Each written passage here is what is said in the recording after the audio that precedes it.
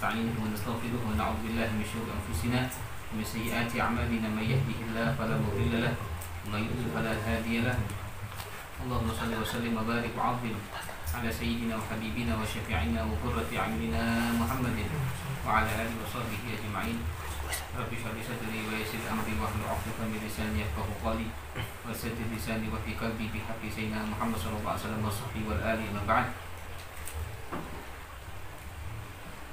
Para pendengar dan para pecinta ilmu, semoga Allah Ta'ala meridai kita semuanya, mudahkan hati kita selalu dalam ridhonya dan ridho Nabi Muhammad SAW.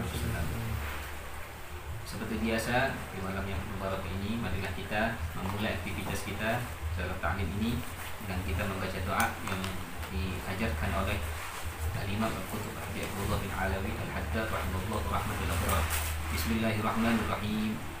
نويت التعلم والتعليم والتذكر والتذكير والنفع والانتفاع والإفادة والاستفادة والحث على التمسك بكتاب الله وسنة رسوله والدعاء إلى الهدى والدلالة على الخير ابتغاء وجه الله ومرضاته ولطفه وثوابه.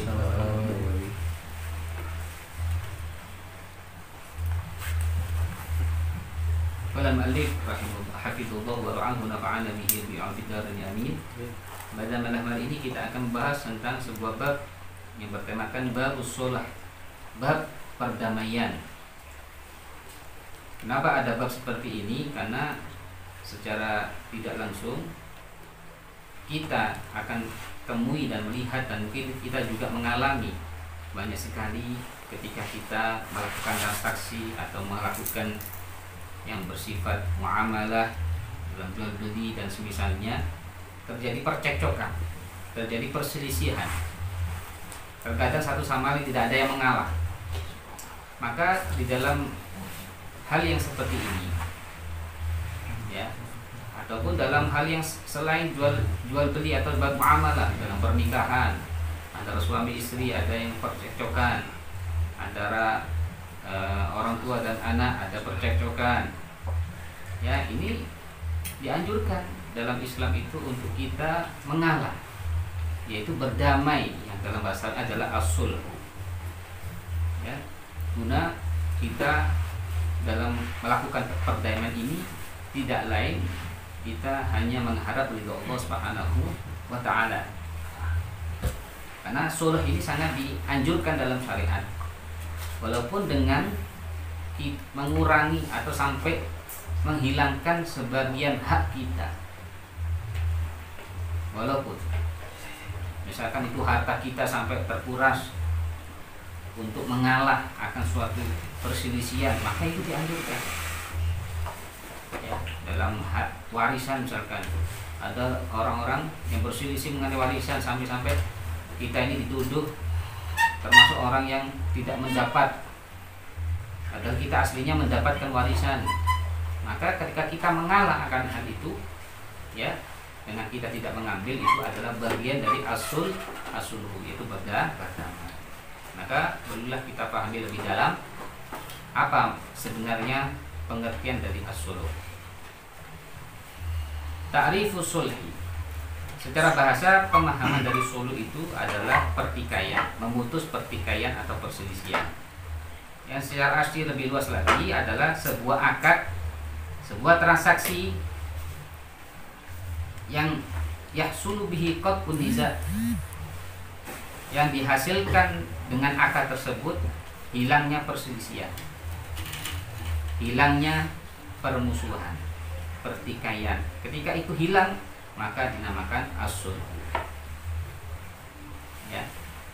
Ini tidak lain telah dicantumkan dalam Al-Qur'an, was-sulhu khair. Perdamaian itu lebih baik. Rasulullah SAW bersabda dalam hadisnya, as-sulhu jaizun lil muslimi illa sulhan ahalla haraman aw harrama halal. Berdamai itu boleh antara kaum muslimin, diperbolehkan antara kaum muslimin, kecuali perdamaian yang di situ ada unsur menghalalkan yang haram atau mengharamkan yang halal, maka ini tidak diperkenankan. ya, mengalah karena dalam hal urusan riba saya mengalah, gak apa-apa wis riba wis. Nah ini nggak boleh karena di situ ada mengharamkan yang menghalalkan yang haram. Ini tidak boleh mengalah dalam hal yang diharamkan dalam syariat, hukumnya tidak boleh. Apa keutamaan orang yang melaksanakan sulh ini, berdamai ini, mengalah ini? Apa manfaatnya? Apa keutamaannya? Itu kata Rasulullah SAW, pahalanya sangat luar biasa. Sampai dalam hadis disebutkan, ala akhbirukum bi afdhala min darajatis shalah wassiyam wassadaqah. Maukah kalian aku beritahu tentang sesuatu yang lebih utama, amalan yang lebih utama dari derajatnya sholat, dari pangkatnya sholat, dari pangkatnya puasa, dari pangkatnya sedekah. Ada yang lebih baik dari amalan itu semuanya. Kalau sholat semuanya bisa, puasa juga hampir semua orang bisa, bersedekah pun hampir semua orang bisa. Ya. Bala, maka para sahabat bertanya, iya mau ya Rasulullah, adakah yang lebih baik dari itu semuanya Rasulullah? Qala, maka Rasulullah mengatakan, islahu dzatil bain. Yang lebih baik dari orang itu bersolat, sholat sunnah maksudnya ya, lebih baik dari puasa, puasa sunnah, dari sodako yang sunnah, yaitu sodako biasa, itu semuanya ada yang lebih dikalahkan oleh islahu dzatil bain, mendamaikan orang yang sedang bersengketa, berselisih. Ada orang berselisih, kita mau maju untuk mendamaikan mereka berdua, kelompok yang bertikai ini, maka hukumnya kita ini pahalanya sangat luar biasa sampai mengalahkan pahalanya sholat, puasa dan sedekah. Qala ya. Wa fasadu dzatil bain yalhaliqa. Kata Rasulullah SAW mengingatkan kepada kita semuanya, merusak antara dua hubungan itu adalah orang yang dikatakan haliqa, orang yang mencukur. Jadi ada orang yang sedang mungkin sedang bekerja sama atau antar suami istri atau yang berkawan ya, terus ada seseorang yang masuk untuk mencederai persahabatan mereka, mencederai hubungan antara suami istri, mencederai apapun antara dua kelompok atau dua kubu. Ini kata Rasulullah, orang itu termasuk hal-haliqah, orang yang mencukur. Maka kata Rasulullah SAW, yang aku maksudkan bukan mencukur rambut, tapi dia adalah orang yang mencukur agamanya sendiri. Artinya apa yang dia lakukan itu sama dengan dia menghilangkan apa yang dia punya dari amal-amal hati-hati dari kita merusak hubungan orang lain, merusak hubungan antara dua sahabat, dua keluarga, dua hubungan suami istri dan sebagainya. Apalagi dua orang yang sedang bertransaksi dalam jual beli, itu juga termasuk orang-orang yang dikatakan merusak hubungan, yang dikatakan sang Rasul al-haliqah, mencukur agamanya sendiri. Nauzubillah min. Makanya sampai dikatakan dalam sebuah syair ya, kata ulama, saking besarnya keutamaan dari mendamaikan ya, berdamai, mengalah itu, sampai dikatakan dalam sebuah syair yang sangat indah, innal fadha'il kullaha law jumi'at rajat bi ajma'i la syai'an. Sesungguhnya keutamaan-keutamaan yang ada, andai kata itu dikumpulkan semuanya, keutamaan apapun dari amal ibadah, amal soleh, kalau dikumpulkan semuanya itu akan kembali kepada dua hal. Yang pertama, ta'zimi amrillahi jalla jalaluh, yaitu mengagungkan perintah Allah Subhanahu wa ta'ala. Apapun kalau kita lihat dari sebuah amal ibadah itu, intinya yang pertama adalah di situ ada nilai mengagungkan Allah Subhanahu. Kalau di sini apapun yang kita lakukan tidak ada unsur nilai mengagungkan Allah, maka itu kurang sempurna. Sholat tujuannya apa? Mengagungkan Allah. Puasa mengagungkan perintah Allah. Zakat karena mengagungkan perintah Allah. Haji tujuannya apa? Mengagungkan perintah Allah. Semuanya di situ ada unsur mengagungkan perintah Allah. Dan amal ibadah yang lainnya. Yang kedua, wasa'i fi islahi dzatil bain. Yang kedua adalah berusaha di dalam islahi dzatil bain, memperbaiki, mendamaikan antara dua orang yang berselisih. Nah, ini tujuannya kita mendamaikan. Artinya apa? Islam itu sangat mengajarkan namanya persatuan, bukan percerai-beraian. Maka persatuan itulah yang akan selalu kita inginkan, bukan namanya bertikai. Nah, itu yang dituju ya. Bercerai-berai bercerai-berai, kita runtuh, ya itu yang tidak ingin kita ingin. Namun dalam bab suluh yang kita hadapi sekarang ini yang akan kita jelaskan adalah itu urusannya pada kategori maliyah, harta benda, bukan dalam kategori selainnya. Nanti ada bab selain yang apa? Karena perdamaian secara umum itu berdamai atau apa mendamaikan itu ada kategori macam-macam. Ada yang berdamai antara kaum muslimin dan orang-orang kafir, orang-orang kafir. Nanti ada bab sendiri dalam fikih. Ada perdamaian yang antara pemimpin dengan para pemberontak. Ini juga ada bagian sendiri dalam fikih. Ada perdamaian antara suami istri ketika bertikai, juga ada bab sendiri di dalam nanti bab nikah. Juga ada berdamai dalam segi harta benda, muamalah, transaksi. Maka inilah yang kita nanti akan bahas ya. Maka di antara syarat-syarat dia katakan sah itu perdamaian, berdamai itu dianggap sah, harus ada meliputi di situ dua syarat. Yang pertama sabaqul khusumah, didahului oleh pertikaian dan perselisihan. Ya kalau tidak ada pertikaian ya gak ada namanya perdamaian. Harus ada di situ tidak ada pertikaian, ada perselisihan.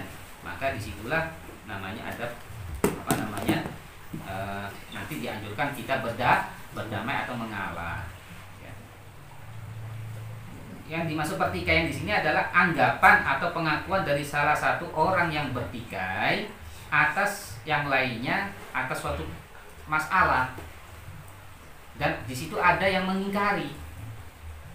Maka ketika ada pertikaian atau perselisihan seperti ini, maka disinilah dianjurkan ya untuk mengalah atau melakukan perdamaian, baik yang dilakukan oleh yang bertikai itu ataupun dilakukan oleh orang di luar orang yang bertikai.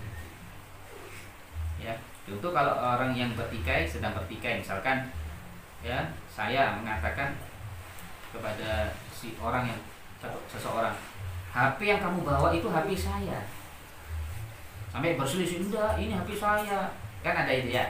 Bertikai, ini milik saya, bukan ini milik saya. Bertikai satu sama lain, berselisih. Akhirnya sampai ada pengakuan, ya, sampai ketika kuat pengakuan saya, anggapan saya kuat, si orang tersebut mengatakan, oh iya, ini HP-nya sampean, ini HP-nya Anda. Ketika ada seperti itu, akhirnya saya mengalah daripada saya berselisih. Sudah gini aja, sudah itu nggak boleh Anda ambil, silakan kamu bayar separuhnya aja dulu. Atau itu miliki sudah milik Anda, saya mengalah. Maka ketika saya mengalah dalam seperti ini dikatakan ini sul. Atau ada orang bertikai masalah rumah, ya rumah ini rumah saya, ini rumah ini, ya enggak, ini sudah saya beli dulu ya, padahal belum beli. Ya saya punya rumah itu hanya diakui sama orang lain itu kalau rumah dia. Akhirnya saya ngotot ini gini. Ternyata ketika saya menang dan dia akhirnya mengalah, iya ini benar, ini sebenarnya milik Anda Ustaz. Akhirnya saya bilang, ya sudah gini aja, gampang sudah. Ini kalau kau ingin ambil saja, ambil, mungkin bayar separuh saja dari harga rumah yang sebenarnya ini 200 juta, ini saya kasih untuk kamu 100 juta. Berarti saya kan tekor nih 100 juta dalam rangka supaya kita deal, supaya ada kelegaan antara dua orang ini, biar tidak ada namanya keberatan. Maka saya ingin meringankan. Maka di sini saya telah yang melakukan suluh siapa di sini? Saya. Berarti haknya saya diambil. Sebenarnya saya harusnya dapat 200 juta, saya kurangi 200 juta jadi 100 juta. Di sinilah mana sulh, ada kerugian.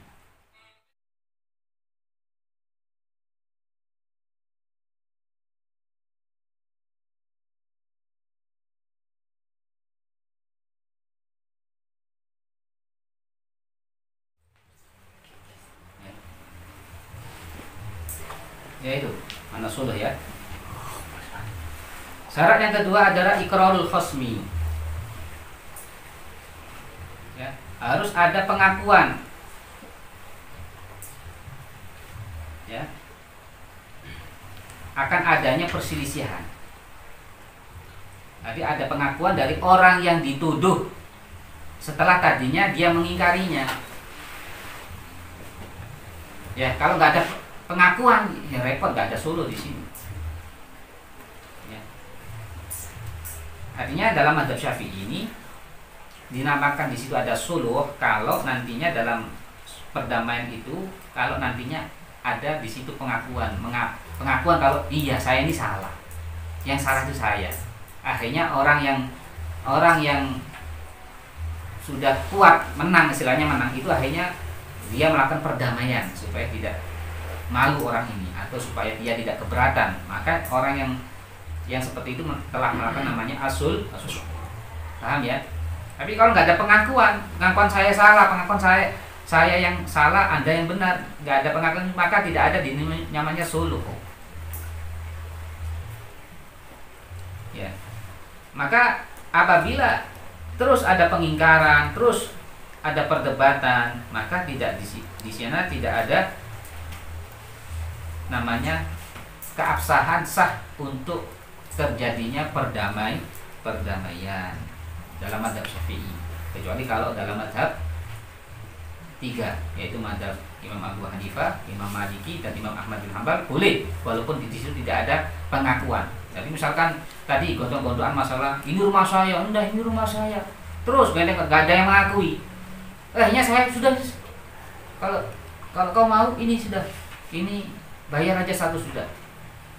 Terus dia mau, ini namanya apa? Asul, walaupun ini menurut mazhab Syafi'i tidak sah. Karena apa? Yang dituduh tadi tidak mengakui. Jelas ya?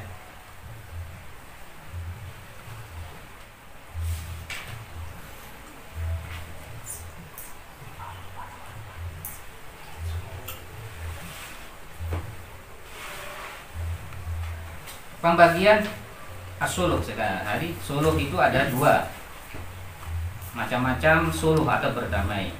Yang pertama ada hatithah, yang kedua ada muawadhah. Ada suluh hatithah.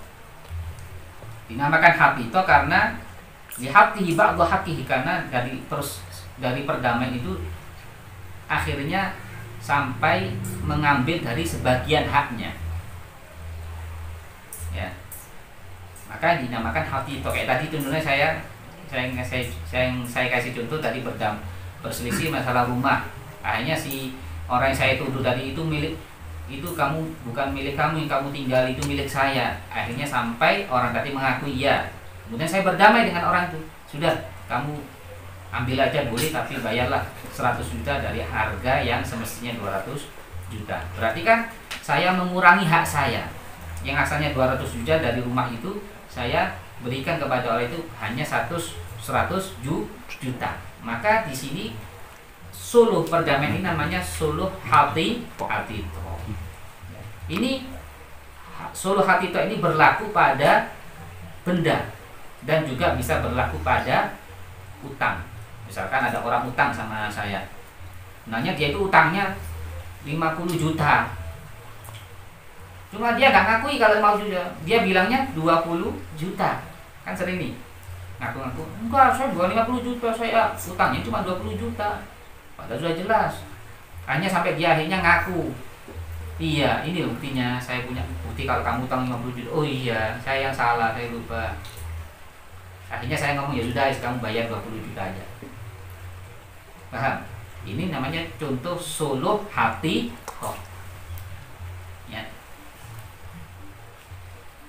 Maka dari contoh suluh hatithah ini ada dua bagian, ada 2 macam lagi, yaitu suluh hatithah yang ibrah, membebaskan, yaitu perdamaian yang berlangsung kepada utang. Contohnya apa? Zaid mengaku ya punya utang atas Amr. Artinya Amr punya hutang sama dia 1.000, misalkan 1 juta. Amr itu punya hutang sama saya, Ustaz, berapa? 1 juta.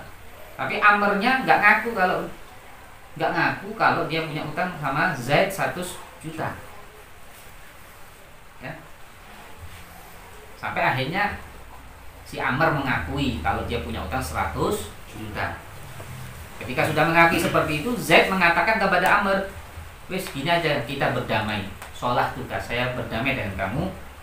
Dari 100 juta tadi, ya kamu boleh hanya membayar utang itu ya 80 juta atau 50 juta. Maka saya membebaskan separuhnya dari utang yang semestinya dia bayar. Maka dikatakan di sini suluh ibro, membebaskan.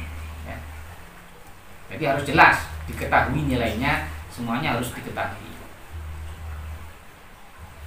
Yang kedua ada suluh hibah dari bagian hatito. Hatito dibagi jadi dua, ada suluh ibro, yang kedua ada suluh hibah. Apa suluh hibah itu? Jika ini berlaku pada benda, tadi kan pada utang.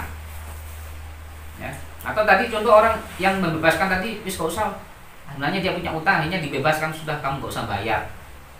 Aslinya berselisih, akhirnya sampai sudah kamu gak usah bayar.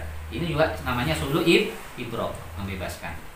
Yang kedua adalah suluh hibah, berupa benda, ya, berupa benda. Contoh seperti contoh orang mengatakan kepada seseorang, HP yang kamu pakai itu habis saya, kamu gosok, kamu telah mengambil milik saya. Enggak, ini HP saya, ngaku kan. Ternyata setelah dicek kan ada dia. Setelah dicek, ini loh ada tanda-tandanya kalau milik saya. Oh iya, ngaku akhirnya. Akhirnya begini, dia mengatakan, sudah kita suluh aja. Kalau kau mau memang HP kamu mau HP saya, kamu bayar. Ya. Kamu bayar separuhnya aja. Ini harganya 1 juta, kamu aja bayar 500.000 saja. Gimana? Mau? Kalau dia mau, ini namanya suluh apa? Hibah. Paham ya? Atau semuanya? Ini kalau berupa benda. Ada suluh yang kedua, macam dari suluh yang kedua setelah suluh hatito yang pertama ada suluh mu'awadhah. Ya. Suluh mu'awadhah ini adalah uduluhu min haqqi ila ghairi 'ainan ka'annal mudda'a aw dainan. Yaitu seseorang yang mengaku atau menuduh berdamai dengan musuhnya itu dengan cara mengganti atau merubah barang yang diakuinya menjadi suatu transaksi tertentu dengannya. Ya.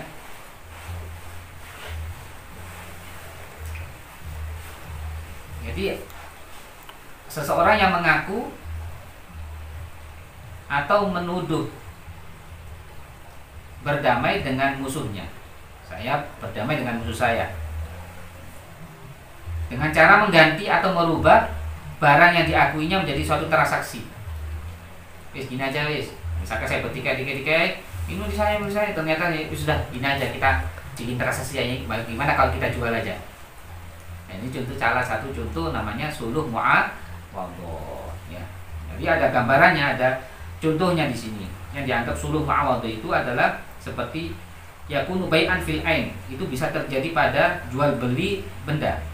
Transaksi jual beli. Seperti Zaid menuduh Amr dalam satu rumah, mengenai satu rumah atau mobil. Bahasanya mobil itu dia gosok, milik saya digosok sama Amr. Namun Amr mengingkari, enggak, ini milik saya. Sampai akhirnya ya Amr mengakui, iya ini sebenarnya mobilnya milik sampean. Kemudian setelah mengaku Amr, Zaid melakukan transaksi melakukan perdamaian di situ. Gimana? Begini aja sudah. Kalau kau pengen mobil itu ganti dengan sepeda kamu. Kamu kasihkan, kamu tak kasih mobil ini kepadamu. Nanti kamu ganti dengan kamu memberikan kepada saya sepeda. Nah, ini tukaran, ya, bertukar. Ya, saya ngasih mobil sama dia ngasih saya sepeda. Ini namanya mu'awadhah, perdamaian yang sifatnya bertukar.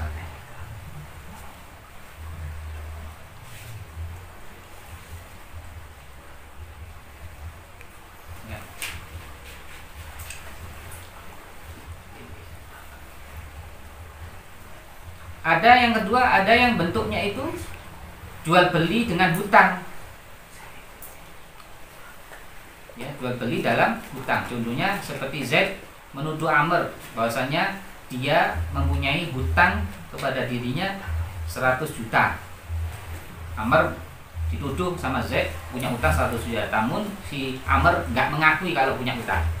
Sampai akhirnya dia mengakui, sudah ternyata saya salah, memang saya punya 100 hutang 100 juta. Kemudian si Z tadi ingin berdamai dengan Amr. Sudah gini aja, kita damai. Dari hutang tersebut dengan kamu memberikan mobil ini. Ini yang jadi gantinya, jadi mobil ini. Ibaratnya seperti seakan-akan saya membeli ya dengan hutang tersebut dengan saya mendapatkan mobil. Jadi ibarat saya mengatakan Z hutang 100 juta, wis dengan hutang itu saya beli mobil kamu, seperti begitu. Kan ada itu banyak ya. Ini namanya suluh mu'awah. Ini banyak terjadi.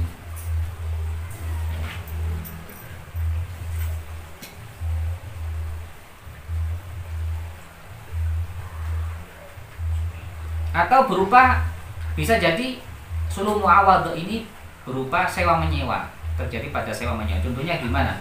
Seperti si Z menuduh Amr, kamu mobil yang kamu pakai itu milik saya. Si Amr gak mengakui, enggak, saat ini milik saya. Akhirnya sampai dia kalah. Ini loh buktinya, saya punya surat-suratnya. Dia mengakui akhirnya. Setelah mengakui begitu, akhirnya saya melakukan perdamaian. Terus gini aja Amr, kamu pakai saja. Saya sewakan kepada kamu. Saya sewakan mobil itu kepadamu, jangan nanti kamu menyerahkan setiap bulannya setor kepada saya sekian. Nah, kamu boleh gunakan Grab, nanti setor kepada saya. Ini contoh apa? Suluh perdamaian yang sifatnya ijarah, yang jatuhnya nanti bisa dia transaksi ijarah atau sewa menyewa. Atau nanti rumah misalkan, sudah kamu pakai rumah itu, nanti kamu sewa setiap tahunnya bayar 5 juta. Nah, ini contoh. Atau juga suluh mu'awadh tadi, suluh yang sifatnya ada gantinya itu bersifat aria, pinjaman. Contoh ya. Seperti tadi mobil, ketika masalah mobil sampai dia yang saya tuduh tadi mengakui kalau itu mobil saya. Kemudian saya berdamai, sudah gini aja, itu mobil tak pinjamkan kepada kamu selama setahun. Nah, ini contoh juga namanya perdamaian sifatnya mu'awadhah atau bertikai yang sifatnya ada ganti. Itu bab suluh sudah kita bahas secara detail. Moga-moga bisa bermanfaat untuk kita semuanya. Jadi intinya kita ini lebih baik mengalah, khususnya apalagi masalah itu berkenaan dengan harta benda atau hutang piutang. Kalau sudah ada perselisihan, lebih baik kita mengalah, karena itulah yang dianjurkan sama Allah Ta'ala, guna kita lebih memilih ridhonya Allah Subhanahu wa Ta'ala. Itu yang terbaik. Insya Allah ketika kita melaksanakan apa yang dianjurkan oleh Allah, maka di situ Allah akan mengganti yang lebih baik. Wasulhu khair, kata Allah Ta'ala, berdamai itu lebih baik. Siapa yang menganjurkan ini? Allah. Tidaklah Allah menganjurkan seperti ini, memerintahkan seperti ini, kecuali Allah siap akan memberikan ganti kepada orang yang melakukan apa yang Allah perintahkan, apa yang Allah anjurkan. Pasti itulah. Dan saya lebih banyak sekali saya melihat misalkan contoh hal warisan, ketika masalahnya sampai mengalah, ternyata orang yang mengalah jadi ternyata mendapatkan banyak sekali ganti yang lebih baik daripada apa yang disengketai masalah warisnya. Ternyata lebih sukses, lebih hartanya lebih makmur. Ternyata yang bersengketa tadi, ternyata dia itu salah, ternyata nggak mengakui. Ternyata gara-gara ngambil warisan itu akhirnya dia menjadi orang yang bangkrut, menjadi orang sengsara selama hidup. Itu. Bila dari semoga bisa manfaat kita semuanya. Pertanyaan? Ada. Silakan. Apakah orang yang tidak mau berdamai itu sholatnya tidak diterima? Apakah orang yang tidak mau berdamai itu tidak ada ya? Tidak ada sampai dikatakan orang yang tidak berdamai itu sholatnya tidak diterima. Tidak ada sampai ada dalil yang mengatakan seperti itu. ya. Cuma gini aja, orang yang tidak mau berdamai, itu kan damai itu sifatnya jais, kita harus kembalikan kepada hukum, boleh ya. Kalau mau boleh silahkan, kalau tetap mau tengkar ya sampai kapan gitu aja. Cuma nggak mau berdamai ya nggak apa-apa, cuma ya secara hukum ya terus saja sampai nggak ada, jadi nggak ada titiknya di sini. Titiknya di mana nanti vonis hakim gitu aja. Kalau suluh itu nggak pakai hakim, langsung saja antara kita itu sudah bisa terjadi. Kalau sampai vonis hakim maka ini sudah nggak ada damai, sudah silanya sudah siapa yang benar siapa yang salah nanti diketemukan dengan bukti. Cuma kalau berkaitan apakah nanti bisa amal ibadahnya nggak diterima, tidak sampai begitu ya. Cuma itu kan misalkan itu mencuri, asalnya mencuri cuma dia nggak mengaku kalau itu mencuri atau mengambil ya, itu akan bisa ya, apa gunanya sholatnya, kan sholatnya nggak menggambarkan dengan apa yang dilakukan. Sholat itu ada tanha anil fahsya'i wal munkar. Kalau sampai ada perbuatan ya yang buruk itu tidak bisa kita tercegah karena apa yang sudah kita lakukan dari sholat kita, maka kita belum sempurna sholat kita. Berarti itu menunjukkan bahwasanya sholat kita itu nggak sempurna. Itu menunjukkan kalau apa yang kita lakukan dari ibadah itu belum sampai pada batas ya kamal, sempurna indallah, di sisi Allah Subhanahu wa ta'ala. Artinya apa? Ya kita masih banyak melakukan aktivitas kecurangan bersifat dunia dalam hal kita beramal beramal transaksi, kita masih mencuri ya, atau kita masih menipu orang. Berarti kita sholat kita ini ibarat nggak ada nilainya, nggak ada hasilnya gitu. Itu yang kita harus cross checkkan pada diri kita sendiri. Kalau masalah ketentuan itu apakah pasti nggak diterima, itu urusan Allah Subhanahu wa ta'ala ya. Jadi jelas ya.